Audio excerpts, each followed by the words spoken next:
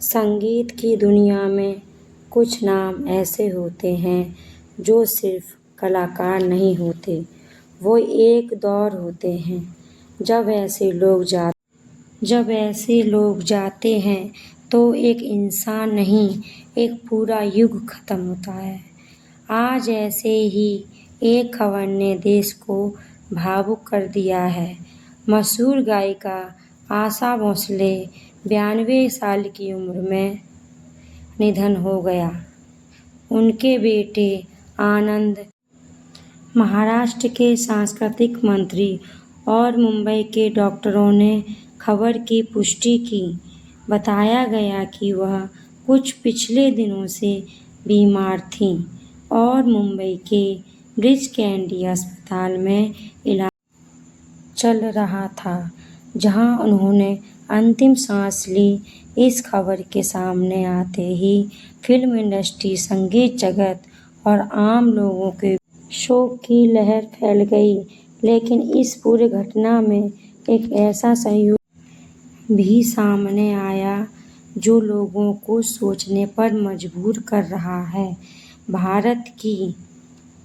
भारत की दो महान आवाजें लता मंगेशकर और आशा भोसले, दोनों बहनें। लता मंगेशकर का निधन 6 फरवरी 2022 को हुआ था। वह भी रविवार का दिन था। वह भी 92 साल की उम्र में और स्थान मुंबई का ब्रीच कैंडी अस्पताल। फिर ठीक 4 साल बाद आशा भोसले का निधन भी रविवार को 92 साल की उम्र में और उसी अस्पताल में हुआ। तार्किक रूप से यह एक संयोग है।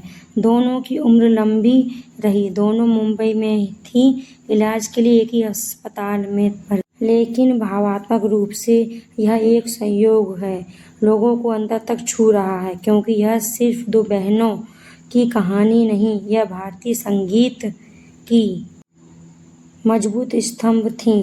आशा भोसले ने अपने करियर में 8 दशकों से भी ज़्यादा समय तक संगीत को दिया।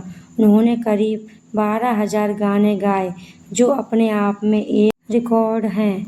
उनकी आवाज़ की खासियत थी विविधता, कभी रोमांटिक, कभी कबरे, कभी गज़ल।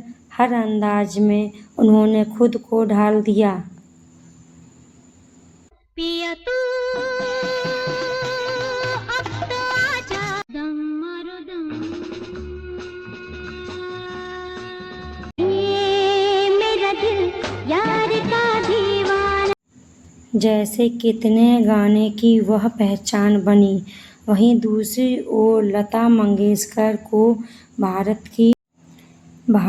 की कोकिला कहा जाता था। उनकी आवाज़ में भक्ति, देशभक्ति और भावनाओं को एक नई ऊंचाई दी। दोनों ने मिलकर भारतीय संगीत को जिस ऊंचाई तक पहुंचाया, वो शायद और कोई नहीं कर सकता। शिवाजी पार्क में राजकीय सम्मान के साथ आशा भोसले का अंतिम संस्कार हुआ। डॉक्टरों ने बताया कि मल्टी ऑर्गेन फेल्यूर की वजह से उनकी मौत हुई। वहीं महाराष्ट्र के सांस्कृतिक मंत्री कहा, आज युग का अंत हो गया, जिसकी भरपाई संभव नहीं। लेकिन सच यही है, ऐसे कलाकार पूरी तरह से जाते नहीं, क्योंकि जब भी उनके गाने गाए जाएं, गाने बजें, जब भी कोई पुराना गीत दिल को छुएगा, तब महसूस होगा वो भी अब हमारे बीच हैं। आवाज़ें, जीवन भर का साथ और सहयोग। देखिए, दोनों एक ही तरह से, दोनों एक ही उम्र में इस धरती को अलविदा कह गईं। अलविदा आशा ताई और लता मंगेशकर जी।